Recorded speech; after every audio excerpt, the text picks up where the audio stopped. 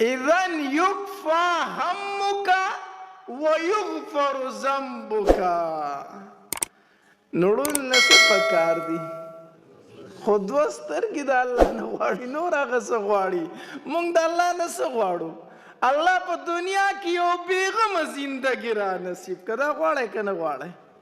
الله د ټینشنونو یو خلاصه زندگی را نصیب کا، یو بی فکر زندگی را نصیب کا. الله میدان محشر بوي او د قیامت ورځ بوي. الله ما ته زما اعمال معلوم دي، الله ما ته زما ورځې معلومې دي، ما ته زما شپې معلومې دي، الله ما ته زما رڼاګانې معلومې دي، الله ما ته زما تیارې معلومې دي. ما ته پته ده چې زما د نیکو چابړې به سپکې او د ګناهونو چابړې به دروند وي. خو الله چې زما د نیکو چابړې سپک شي او د ګناهونو چابړې مې دروند شي او ته راته ووایې چې یقینا ګناهونه دې زیات دي او نیکۍ دې کمې دي، خو زما په محبوب دې درود ویلي او دا کړي ګناهونه مې درته معاف کړو. ټول وایي صلی الله علیه وسلم. نبی علیه الصلاة والسلام په مسجد نبوي کې ناست دی، د باندې نه یو صحابي راغی. وی دا الله پاک پیغمبره ما ځان له د ذکر یو طریقه جوړه کړې ده، ستا نه پوښتنه کوم چې زما د ذکر دا طریقه ټیک ده او که ټیک نه ده. نبی علیه الصلاة والسلام ورته وفرمایل وی ای زما صحابي تا څنګه طریقه رخ کړې ده؟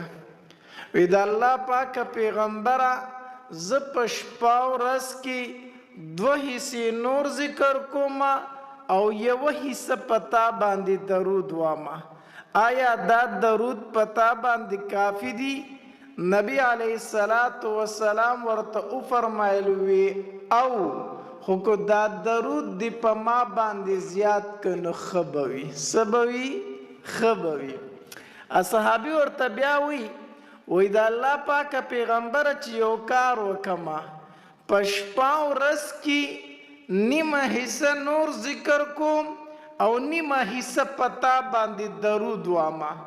آیا دا درود پتا باندې کافی دی؟ نبی علیہ الصلوۃ والسلام ورته وفرمایل وی او خو که دا درود دی په ما باندې زیات که نه ښه به وي. څه به وي؟ ښه به وي.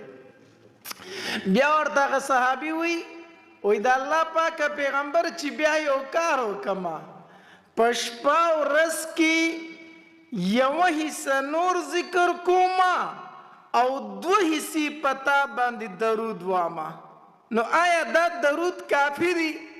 نبی علیہ الصلوۃ والسلام ورته وفرمایل وی او خو که دا درود دی په ما باندې زیات که نو ښه به وي. صحابي ورته بیا فرمایي وی د الله پاک پیغمبر بیا یو کار ولې نه کومه چې ما ته په شپه ورځ کې فارغ ټایم میلاویږي، ما ته په شپه ورځ کې فارغ وخت میلاویږي او پتا باندې درود وام، نو دا درود به کافی وي، پوره به وي. نبی علیہ الصلوۃ والسلام ورته وفرمایل وی ای زما صحابي کو داسې دې وکړو دا څنګه چې ته وایې چې تا ته فارغ وخت میلاویږي او په ما باندې درود وایي، الله تبارک وتعالی به دې 2 کاره وکړي. څو کارونه؟ 2 کاره. کم یو ورته نبی علیہ الصلوۃ والسلام فرمایل الله تبارک وتعالی به دې د هر غم نه بېغمه کړي، او دویم الله به دې کړي ګناهونه معاف کړي. اذن یکفا همک ویغفر ذنبک. نړول نه څه پکار دي، خو 2 سترګې د الله نه غواړي، نور هغه څه غواړي. موږ د الله نه څه غواړو؟ الله په دنیا کې یو بېغمه زندګي را نصیب که. دا غواړئ که نه غواړئ؟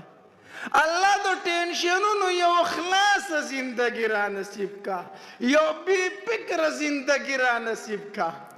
الله میدان محشر بوي او د قیامت ورځ بوي.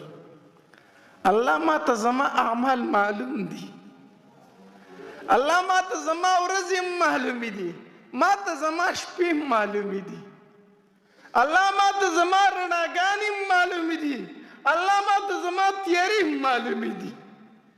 ما ته پته ده چې زما د نیکو چابړې به سپک وي او د ګناهونو چابړې به دروند وي. خو الله چې زما د نیکو چابړې سپک شي او د ګناهونو چابړې مې دروند شي او ته راته ووایې چې یقینا ګناهونه دې زیات دي او نیکۍ دې کمې دي، خو زما په محبوب دې درود ویلي او دا کړي ګناهونه مې درته معاف کړو. ټول وایي صلی الله علیه صلی الله علیه وسلم، صلی الله علیه وسلم. یو خورکی وفات شوی دا پروګرام د هغې په ایصال ثواب کې دی. ووایې دا درود او ایصال ثواب یې هغوی ته وکړئ. صلی الله اللهم صل علی محمد وعلى آل محمد كما صليت على إبراهيم وعلى آل إبراهيم إنك حميد مجيد. بهرحال دا زما عادت دی چې زه کله بیان شروع کوم لومبۍ خبره لکه په درود کوم. بیان مې دا پروګرام عنوان دی ختم نبوت او ایصال ثواب. ایصال ثواب خو یقینا الله دې داسې رونه او داسې بچي هر چاله ورکړي څنګه چې دې خورکۍ لرور ورکړی دی. ټیک شو، الله دې داسې رونه هر چاله ورکړي چې په هر کال کې د ایصال ثواب د هغې پروګرام کېږي، نعتخواني کېږي، تلاوت کېږي او دینی بیانات کېږي او خلکو ته دې فایده میلاویږي. زما خورکۍ به نن په لحد کې ډېره خوشحاله انشاءالله انشاءالله. الله دې داسې رونه هر چاله ورکړي. داسې کوئ ښه، ډېر د ثواب کار دی. د ختم نبوت عنوان دی. زه په دې ختم نبوت باندې لږه غونته خبره کوم، خو بیان نه کوم، سبق وامه. څه شی وامه؟ سبق بیان نه کوم. ښه، ما سره به لږ جواب راکوئ، لږ سبق غونته کې وایو او د امیانو علماو ته پته د علماو ته نه وامه، د امیان په خپلو ژبه کې پوه کوم. زم امیم او تاسو هم څه یئ امیان یې، نو د یو بل سره به د امیانه خبرې لږې وکړو. صحیح ده؟ ختم نبوت عقیده څه شی دی؟ ختم نبوت عقیده دا د ایمان او د اسلام اساس او بنیاد دی. د دین بغیر انسان مومن نشي جوړېدی. دا داسې ده لکه څرنګه چې د ایمان دپاره د الله یووالی لازم او ضروري دی. کو چېرته یو انسان د الله د یووالي نه منکر دی نو دا مومن، نو کو چېرته یو انسان د ختم نبوت منکر دی نو دا مومن. چې څنګه د ایمان د پاره د الله یووالی منل شرط دی، داسې د ایمان د پاره د ختم نبوت عقیده شرط ده. لنډه خبره دا ده. دا ختم نبوت عقیده دومره واضحه مسله ده، واضحه مسله. یوه خبره ذهن کې کېدوئ، ابن حجر رحمه الله لیکي کو چرته د یو انسان په زړه کې دا راغلو او دا ارمان او ارزوی په زړه کې راله چې زه د نبی علیه الصلاة والسلام نه وروستو پیغمبر وې، په خوله یې نه دي ویلي، په خوله یې دا خبره نه ده کړې، خو ابن حجر رحم الله فرمایي د چا په زړه کې صرف دا خبره راله او د ارمان د دې خبرې وکړو چې زه د نبی علیه الصلاة والسلام نه وروستو پیغمبر وې، ابن حجر رحم الله فرمایي دا انسان کافر شو. دا دومره واضحه عقیده ده، دا دومره واضحه عقیده ده. دا عقیده امام صاحب رحم الله ته یو قول منسوب دی. امام ابو حنیفه رحم الله فرمای کو چرته یو سړی د نبوت دعوه وکړه چې زه پیغمبر یم، نعوذ بالله، او بل تن ورته وویل چې تا سره په دې باندې څه دلیل دی، نو امام ابو حنیفه رحم الله فرمای دا دواړه کافر شو. دا دواړه څه شو؟ د ختم نبوت دومره واضح عقیده ده، کو د نبوت دعوه کوي دام کافر، کو څوک دلیل غواړي دام څه دی؟ کافر دی. دا ولې کافر دی؟ دلیل غوښتل شي په وخت د شک کې، دلیل غوښتل شي په وخت د شک کې، او په ختم نبوت کې شک نشته دی بلکې یقین دی. نو چې تا ورته وی دلیل څه دی، نو مطلب دا دی چې ستام شک دی، ستام سره، نو ته ورسره هم څه شوې؟ کافر شوې. هسې واضح عقیده ده که نه ده؟ ته وایه چې مولي صاحب ما په نورو اسانو الفاظو پوه کړه، دا ختم نبوت وایي څه ته؟ په ساده پښتو کې درته وایم، د نبی علیه الصلاة والسلام نواله تر دې وخته پورې بل پیغمبر نشته، او د دې وخت نواله تر قیامته پورې به بل پیغمبر را نشي. دا څه شی دی؟ ختم نبوت. دا زمونږ عقیده ده چې د نبی علیه الصلاة والسلام نواله تر ننه پورې رښتینی پیغمبر نه دی راغلی. رښتینی پیغمبر دروغجن خو ډېر شی راغلی دي. د نبی علیه الصلاة والسلام د زمانې نواله تر دې وخته پورې رښتینی پیغمبر نه دی راغلی، او د دې وخت نواله تر قیامته پورې به رښتینی پیغمبر را نشي. دې ته څه ویلی شي؟ ختم نبوت. صحیح شو که نه؟ دا دومره اهم عقیده ده، دومره اهمه مسله ده چې د نبی علیه الصلاة والسلام په ژوند مبارک څومره غزوات شوي دي، په هغې کې چې ټول څومره صحابه کرام شهیدان شوي دي، نو د هغې تعداد دی 359. څو؟ 60 هم نه، 359. چې د نبی علیه السلام په ژوند کې څومره غزاګانې شوي، په هغې کې چې څومره صحابه کرام شهیدان شوي، د هغې ټول تعداد 359 دی. او د ابوبکر رضی الله تعالی عنه په دور کې چې یو کذاب راولګېدو او د خط د نبوت دعوه یې وکړله، او ابوبکر رضی الله تعالی عنه د هغه د سرکوبۍ دپاره صحابه کرام ولیږل. په دغې غزا کې 1200 صحابه کرام شهیدان شوي دي.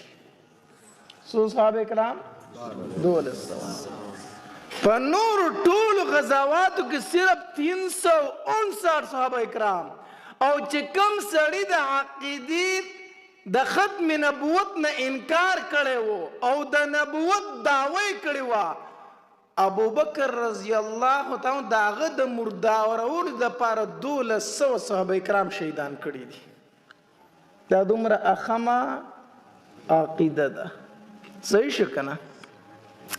زمونږ عقیده دا ده به حیثیت مؤمن، به حیثیت ایمان خوږ دی د څه شي نه؟ د مال نه. ایمان خوږ دی د مال نه که نه؟ به حیثیت مؤمن زدام ایمان خوږ دی د مال نه، ایمان خوږ دی د اولاد نه، ایمان خوږ دی د جیداد نه، ایمان خوږ دی د قام نسب نه، ایمان خوږ دی د بیبي نه، د دې هر څه نه د ایمان خوږ دی که خوږ نه دی. او ایمان نه کامل کیږي بغیر د څه نه؟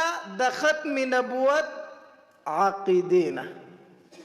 چې د ختم نبوت عقیده دی نه نو ایمان دی.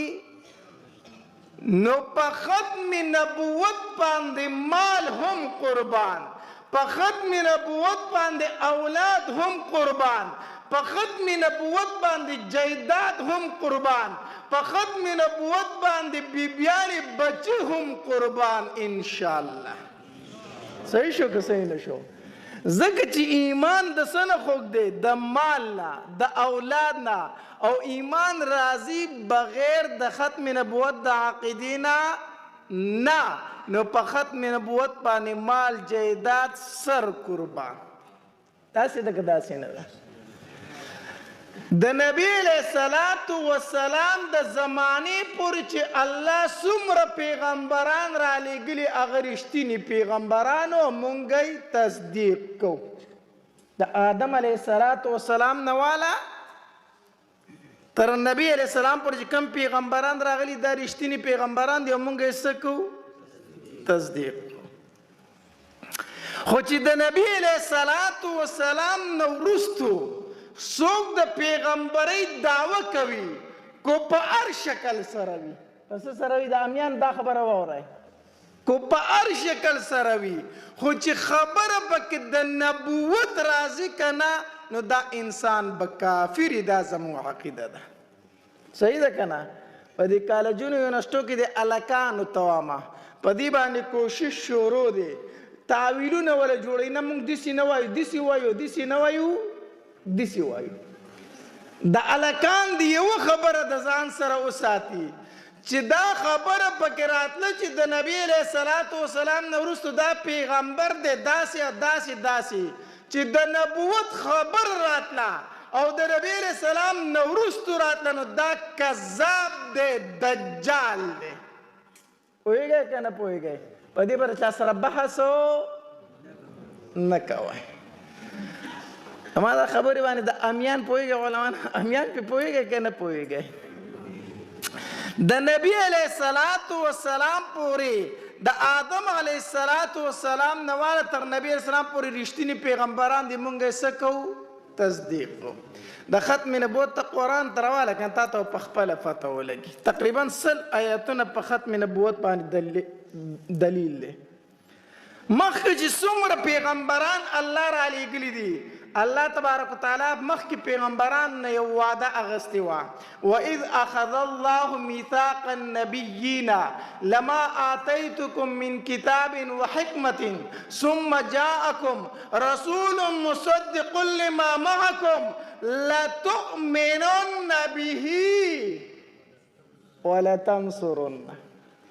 د آدم علیه السلام نه واله تر عیسی علیه السلام پورې چې الله څومره پیغمبران را لېږلي، الله تبارک وتعالی ته دا وعده اخیستې ده چې کله تاسو ته د آخري زمانې پیغمبر راشي، د آخري زمانې څه راشي؟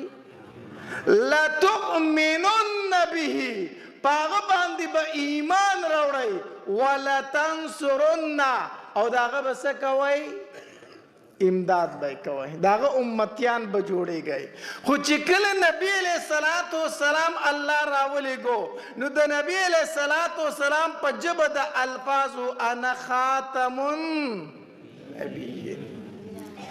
مخکې چې څومره پیغمبرانو هغوی به دا خبره کوله چې زمونږ نه وروسته بل پیغمبر را روان دی، په هغه به ایمان هم راوړئ، د هغه به تصدیق هم کوئ، د هغه امتي به هم جوړېږي. خو چې کله نبی علیه السلام راغی نو نبی علیه السلام وفرمایل انا خاتم النبیین. د نبوت سلسله چې را روانه وه هغه په ما باندې ختمه شوه. په ما باندې څه شوله؟ ختمه شوه.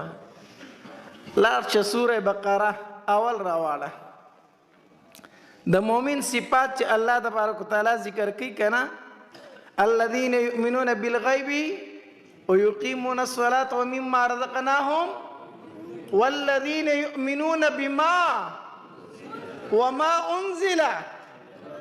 تاسو نه تپوس کو ما ته دلته متوجه شئ. د مؤمن صفات الله تبارک وتعالی غ ذکر کړی دي چې بما انزل الیک وما انزل من قبلک. مؤمن هغه دی چې په نبی علیہ الصلوۃ والسلام کوم کتاب نازل شوی دی په دې باندې به ایمان راوړی. وما انزل مخکې چې کوم کتابونه نازل شوي په هغې باندې به یې تورات به مني، انجیل به مني، زبور به مني، قرآن به هم مني. نبی علیہ السلام د مؤمن دا صفات ذکر کړي دي چې په تیر شوو کتابونو باندې به هم ایمان وي، په تیر شوو پیغمبرانو به هم ایمان وي، په قرآن به هم ایمان وي. ستاسو نه تپوس کوم کو چرته د نبی علیہ الصلوۃ والسلام نه وروستو بل پیغمبر راتلی نو ضرور به په دې آیت کې چې په مخکنو پیغمبرانو به هم ایمان وي او وروستو بل پیغمبر راتلونکی دی په هغه به هم سره وړي. نو بما انزل الیک پکې شته دی یقینا، خو دا پکې شته دی چې وروستو هم پیغمبر روان دی په هغه به ایمان وي نشته. بما انزل الیک په مخکنو پیغمبرانو به ایمان وي، په مخکنو کتابونو به ایمان وي او په قرآن به ایمان وي او د قرآن نه وروسته بل کتاب راتلونکی نشته چې په هغې باندې ایمان راوړي. او د خبرو پوهېږئ که نه پوهېږئ؟ ختم نبوت زنده باد. دا واضحه عقیده ده، په دې کې چا سره بحث مباحثه مه کوه. څوک چې د ختم نبوت نه انکار کوي دی انکار د قرآن نه کوي او قرآن نه انکار کوونکی څه دی؟ کافر دی. دې خبرو مې پوه شوئ که پوه نه شوئ؟ نو د نبی علیہ الصلوۃ والسلام سره عشق او محبت او مینه دا ده که نه چې په ختم نبوت باندې به سر ورکو انشاءالله. کو څوک په هر جامه کې راغی، هر دلیل یې راوړو، هر خبره یې راوړه، په هر تعویل سره یې راوړه، خو چې د ختم نبوت انکار پکې لازمیدو، د نبوت خبره پکې راتله، موږ به ورته وایو ته کافر یې، واجب القتل یې، سر دې د بدن نه د لرې کولو دی. پوهېږئ که نه پوهېږئ؟ په ختم نبوت کې بالکل رعایت د چا سره نشته دی. د نبی علیہ الصلوۃ والسلام سره د عشق او د محبت دی هم دا چې موږ به د نبی علیہ السلام په شان کې ګستاخي بالکل نه برداشت کوو. او د نبی علیہ السلام د ټولو نه لویه ګستاخي دا ده چې یو سړی د پیغمبرۍ دعوه وکړي. دا لویه ګستاخي ده. الله او د نبی علیہ الصلوۃ والسلام سره چې چا مینه کړې ده که نه، چا سره مینه کړې ده، نبی علیہ الصلوۃ والسلام ورله په دنیا باندې د جنت څه ورکړي دي؟ زیرې ورکړي دي. یقینا داسې ووایې یقینا ګناهګار به یم، یقینا ګناهګار به یم، خو د نبی علیہ الصلوۃ والسلام د عشق نه مې زړه وای خالي نه دی. ټیک ده که ټیک نه ده؟ هر څه به کومه خو د نبی علیہ السلام په شان کې ګستاخي نشم برداشت کولی. د نبی علیہ السلام سره به مینه وي. نبی علیہ السلام ته صرف یو صحابي دا ویلي انا احبک یا رسول الله، د الله پاکه پیغمبر تا سره مینه کوم. چې نبی علیہ السلام وله کومې دعاګانې بیا غوښتې وي. حدیث مبارک کې راځي نبی علیہ السلام چې د مکې مکرمې نه مدینې منورې ته هجرت وکړو که نه، نبی علیہ السلام په اوښه باندې ناست دی. یو نوجوان هلک راغی، هلکې. نبی علیہ السلام مخې ته داسې ودرېږي نو نبی اسلام ته نیغ نیغ ګوري. نو بیا شا طرف ته راشي نو نبی علیہ السلام ته داسې نیغ نیغ ګوري. نو بیا ښي طرف ته لاړ شي نبی علیہ السلام ته داسې ګوري. نو ګس طرف ته لاړ شي نبی علیہ السلام وغوښتل لکه دی خوا راشه، دی خوا راشه. وی ولې راته داسې نیغ نیغ ګوري څه مسله ده نو هغه هلک ورته وایي انا احبک یا رسول الله د الله پاکه پیغمبره تا سره مینه کوم تا سره څه کومه مینه کوم نبی علیه السلام ورته وفرمیل رښتیا مینه کوي وی وی پلار دی وی خو کافر دی بیا به یو کار وکړي وی وی لاړ شه ماله د هغه سر راوړه ماله د پلار سر راوړه د خولي عاشقان خو ډېر خو د زړه عاشقان لګي که نه ماله د پلار سر راوړه حدیث مبارک کې راځي نوجوان هلک دا توری د تیکي نه راویسته یو کړس یې وله داسې ورکړو وی د الله پاکه پیغمبره دومره انتظار راته وکړو چې صرف هغه ته ورسم بالکل ځوانۍ کې دی به بیا د نبی علیه السلام مجلس ته راته د نبی علیه السلام به ډېر خدمت کو ډېر خدمت به یې کو څه ورځې تېرې شوې مجلس ته رانغی نبی علیه السلام تپوس وکړو یاره هغه نوجوان هلک په زما خواله راته څه ورځې وشوې رانغی چې دا ولې چا ورته وایي د الله پاکه پیغمبر هغه بیمار دی ناجوړه شوی دی نبی علیه السلام وفرمیل وی ځئ چې لاړ شو تپوس دی پوښتنه یې وکړو که نه چې تپوس دی لاړ شو صحابه کرامو سره ملګري شو لاړو خو چې د نبی علیه السلام باندې څنګه د دې هلک نظر ولګېد که نه د هلک په ژړا شو نو نبی علیه السلام ورغې تسلي وله ورکړه جاړه مه مړه الله به دې ښه کړي جګ جوړ به شي ستا نه ډېر بیماران دي الله هغه ښه کړي دي نو دا طریقه ده د بیمار پرسۍ ښه چې چاله لاړ شي بیمار پرسۍ کوي نو اول به ورله څه ورکوي تسلی داسې به ورته نه وایي چې مړه ستا خو رنګ زیړ شوی دی صحیح ده که نه تسلي به ورله ورکړي څه به ورله ورکړي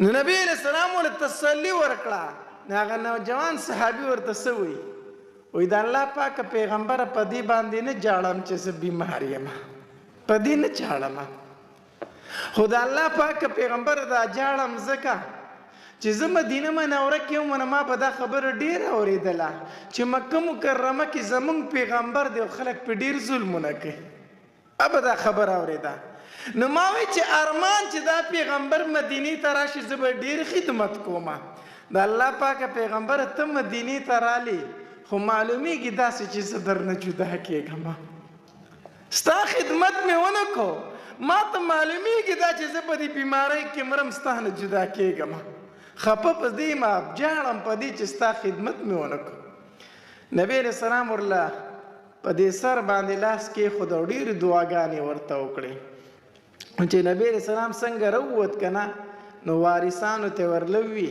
معلومیږي دا چې دا هلک مړ کېږي دی سخت دی مري خو چې کله دی مړ شي که نه ما به خبروي چې زه راشم جنازه پې وکړم زه پې څه وکړم جنازه پې وکړم هغې وی ټیک ده نبی علیه السلام واپس راغی څه ورځې تېرې شوې تپوس یې وکړو یاره هغه نوجوان هلک چې ناجوړ و د هغه څه وشو صحابه کرامو ته وفرمیل د الله پاکه پیغمبر هغه وفات شوی دی نبی اسلام وی ښه دوی ته خو ما ولي چې ما به خبر کړې زه به جنازه کومه زه چې زو قبر لی لاړ شو راځئ نبی علیه السلام صحابه کرام د ځان سره ملګري شو روان شو لاړ هغې وارثانو ته ورله وي تاسو ته ما نه وویلې چې دی وفات شي ما به خبر راځي زه به جنازه کوم هغې وارثانو ته وي د الله پاکه پیغمبره مونږ ته ځکه خبر نه کړي که نه چې مونږ وي ته جنازې له راځي نو په لاره باندې د یهودو کورونه دي مونږ وی هسې نه چې تا ته یهودیان تکلیف در ورسوي یقینا په جنازه کې د ده پیدا وه چې تا په جنازه کړی وی الله به ده ته مغفرت نصیب کړی و په جنازه کې د ده پیدا وه خو په نه راتلو کې ستا پیدا وه ځکه مونږ ته خبر نه کړې نبی علیه السلام ورته وفرمیل وی ځئ چې زه قبر لی لاړ شو نبی علیه السلام چې د هغې نوجوان صحابي په قبر ودرېد نو ډېره عجیبه دعا یې وکړه لاس یې پورته کړه او دعا یې وغوښته وی الله په میدان محشر کې د قیامت په ورځ د دې نوجوان هلک سره ته داسې میلاو شه چې دی تا ته خاندي او ته ده ته خاندې دی تا ته خاندي او دی ته ته خاندې هسې ستاسو نه تپوس کوم چې ته ما ته خاندې زه تا ته خاندم خدای یو بل نه خوشحاله یو که نه مطلب دا چې الله دې ستان راضي او ته د نه. یو صحابي فرمایي چې ما د نبی رسول الله دا دعا واورېده که نه، وایي ما چې کاش د دې قبر والا په ځای زه وی چې دا دعا ما ته نبی رسول الله کړې وې، ما ته یې کړې وې. نبی رسول الله د عجیبه دعا دې صحابي ته ولې وکړه؟ هغه څه ویلي وو؟ احبک یا د الله پاکه پیغمبره مینه در سره کوم. څه در سره کوم؟ مینه در سره کوم. یقینا ګناهګار به یو، هر قسمه ګناه به را پکې موجود وي، خو عشق د نبي علیه الصلاة والسلام به د زړه نه نه غورځوئ. عشق به د نبی علیه السلام د زړه نه نه غورځوئ. مینه به د نبی علیه السلام د زړه نه نه غورځوئ. په نبی علیه السلام زمونږ مال قربان، زمونږ جایداد قربان، زمونږ اولاد قربان، زمونږ دا سرونه پې قربان. انشاءالله داسې به که داسې به نه د نبی علیه السلام سره به مینه ډېره ساتئ. الله تبارک وتعالی دې د عمل کولو توفیق را نصیب کړي. به هر حال د دې مجلس دا ثوابونه دي الله تبارک وتعالی د هغې خورکۍ قبر ته ورسوي. او زه درته په اخر کې یوه خبره کوم. دا یو خبره زما واورئ. په خپلو بچو کې داسې بچو علماو له ورکئ چې سبا مړ شي چې داسې مجلسونه درپسې لګئ. خوښه خو ده که خوښه خو نه ده. خپل بچي علماو له ورکئ چې سبا د لحد په تورو تیارو کې پراتې او داسې نیک مجلسونه درپسې کېږي او د هغې ثواب تا ته بخلی کېږي. خپل بچي علماو له ورکئ. خپل بچي علماو له ورکئ. زه دغې کمره کې ناست وم، دلته یو ماشوم بچی دی ډېره ښکلې پګړۍ والې ده. څه شو؟ کوم یو دی؟ دا ته راپاسته لږ بچیا. دا ماشوم بچی نه دی، دا ما سره کمره کې و. داسې جړغونې غونته کې شو، جړغونې شو. ما ته یې چیني راکړه. وی مولي صاحب زما د نیکه د زړه والونه بند دي، دا ورله دم کا. داسې بچي تیار کړئ. د علماو ته ورکړئ چې داسې بچي درله تیار کړي. داسې غریب نیولی شي. ما ته وایي مولي صاحب زما د نیکه د زړه والونه بند دي، دا ورله دم کړه چې الله ورله صحت ورکړي. بچي علماو له ورکړئ چې داسې زر درله ترې جوړ کړي. دې بچي ته وګوره د څه عمر دی، د خپل نیکه څومره درد دې په زړه کې دی. قسم په الله دا علما ستاسو خیرخوا دي، دا ستاسو خیرخوا دي. دې علماو ته خپل بچي ورکئ. عادل رور دلته کې چېرته موجود دی. ما ته مولانا صاحب زما خورکۍ وفات شوې ده، زه پسې د ایصال ثواب پروګرام کوم، ضرور به راسي. چې ما ته یې دا خبره وکړه، یقینا زما نن 2 پروګرامونه پېښور کې وو او زما عادت دا دی زه د وخته کور ته ځم، ناوخته نه ځم. صحیح شو؟ خو ده راته وي مولي صاحب زما خورکۍ وفات شوې، موږ پسې هر کال ایصال ثواب کوو، ته به ضرور حاضر کوي. ما ضرور به حاضري کوم. الله دې دا سرونه ټولو خویندو له ورکړي چې سبا په قبر کې پرته دا خورکۍ او ضرور سره دا فکر وي چې زما خورکۍ پسې زه څه وکړم چې الله ورته ثوابونه ورسوي. الله تبارک وتعالی دې د دغې خورکۍ روح خوشحاله کړي. الله دې د هغې قبر د جنت د باغچو نه یو باغچه وګرځوي. الله چې په دې مجلس کې څومره کسان ناست دي وفات شوي دي، د هغې رشته دار وفات شوي، د چا به رور وفات شوي، د چا به مور وفات شوي، د چا به پلار وفات شوي. الله د دې ثوابونه د هغې قبرونو ته ورسوه. الله قبرونه د جنت د باغچو نه باغچې وګرځوه. و آخر دعوانا ان الحمد لله رب العالمین.